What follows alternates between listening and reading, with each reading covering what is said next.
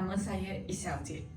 Hari ini saya akan berkongsi satu topik yang sangat penting dalam sejarah alam Melayu, iaitu kedatangan Islam. Pembenaran ini akan membawa kita meneroka 3 tempoh utama, iaitu prakolonial, kolonial, dan pasca-kolonial. Kita akan melihat bagaimana kedudukan strategik Melaka, perkahwinan diraja, pendidikan, dan hubungan sosial memainkan peranan penting dalam proses penyebaran Islam di rantau ini.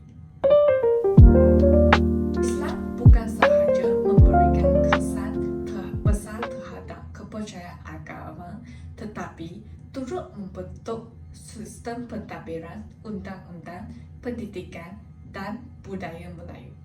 Ketibaan Islam yang membawa perubahan dalam sektor sosial dan politik di alam Melayu memperkenalkan nilai-nilai keadilan, persamaan, dan kebajikan yang menyeluruh.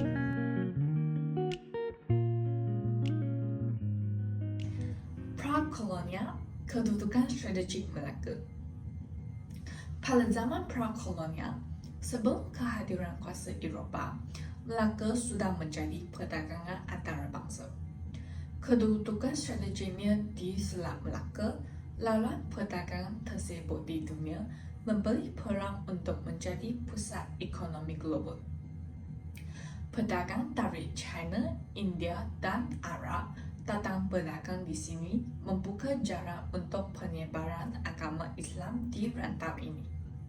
Pedagang Islam dari Arab dan Parsi sudah berdagang di alam Melayu sejak abad ke-6 Masehi.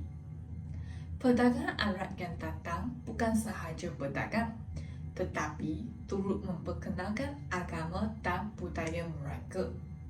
Penyebaran Islam berlaku secara harmoni melalui interaksi sosial dan budaya antara pedagang asing dan masyarakat tempatan. Seperti yang tercatat dalam sejarah, dengan Melaka muncul sebagai kedudukan perdagangan, pedagang bukan sahaja menjual barang tetapi juga menyebar agama Islam.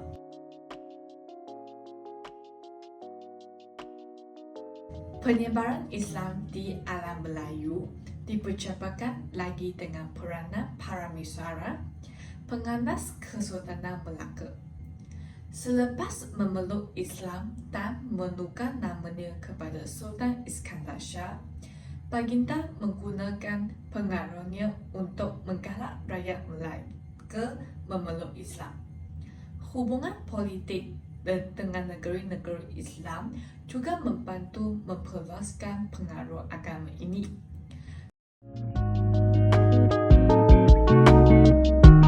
Contoh yang penting ialah perkahwinan diraja antara para misara dan puteri Ratna dari Perak, yang bukan sahaja mengukuhkan hubungan politik tetapi turut mempercepat penerimaan Islam dalam kalangan pemerintah dan rakyat.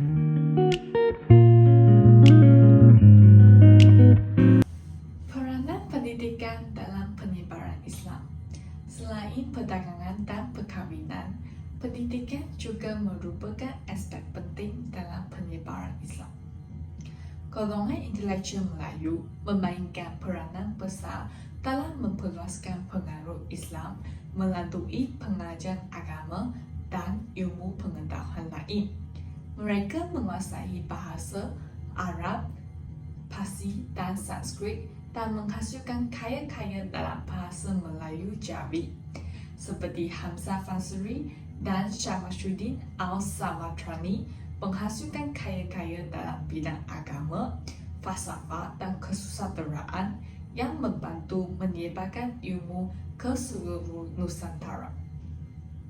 Dengan sokongan kerajaan Melayu seperti Aceh, para ulama dan cerdik pandai berjaya memperkukuhkan kedudukan Islam dalam masyarakat Melaka dan juga mempercepatkan proses Islamisasi dalam kalangan masyarakat Melayu, menjadikan agama Islam sebagai teras kepada identiti dan budaya Melayu.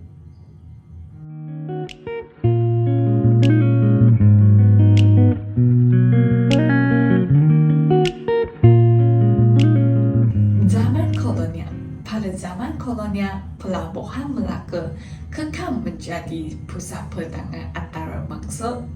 Bahasa Melayu terus menjadi lingua franca untuk urusan dagangan dan agama Islam terus mendapat perhatian pedagang tempatan dan antarabangsa. Namun, kedatangan kuasa kolonial Eropah seperti British membawa campur tangan dalam urusan agama dan adat Melayu. Walaupun British pada awalnya mendakwa tidak akan melibatkan diri dalam hal ehwal agama, tetapi mereka mula melemahkan pengaruh agama Islam dengan memperkenalkan sistem pendidikan sekular.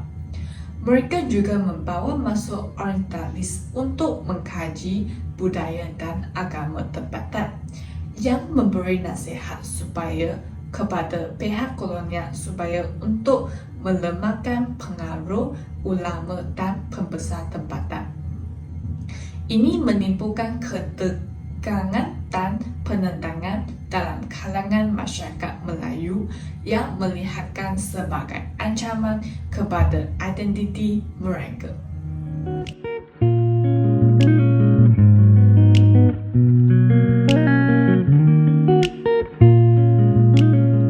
Pasca kolonial dan penemuan batu bersurat Terengganu. Pada zaman pasca kolonial, penemuan batu bersurat Terengganu yang bertarikh 1028 Masehi sudah menjadi bukti kukuh kedatangan awal Islam ke alam Melayu. Batu bersurat ini menunjuk bahawa Islam telah diterima oleh masyarakat tempatan lebih awal dari 1 abad sebelum tarikh tersebut. Ia mengandungi inspirasi dalam tulisan Jawi yang mencatatkan undang-undang Islam yang diterapkan dalam pentadbiran kerajaan, menunjukkan betapa mendalamnya pengaruh Islam di rantau ini. Batu bersurat Terengganu juga membuktikan bahawa Islam sudah menjadi agama rasmi di beberapa kawasan sebelum penubuhan Kesultanan Melaka, menggugah lagi bukti bahawa Islamisasi sudah lama berakar umbi di rantau ini.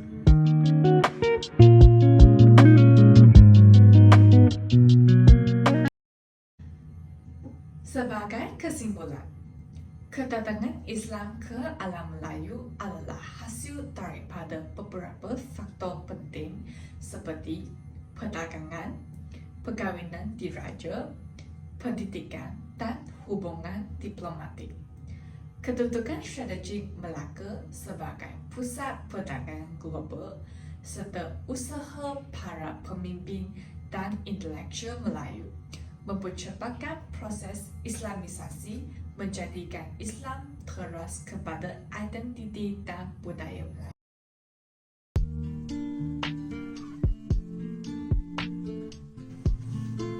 Kesan jangka panjang Islamisasi masih dapat dilihatkan hingga hari ini dalam aspek perundangan, sosial, politik dan budaya masyarakat Melayu. Hukuman syariah masih diamalkan, seni dan budaya Islam terus subur, dan pendidikan Islam terus membentuk generasi muda. Islam bukan sahaja agama, tetapi juga satu cara hidup yang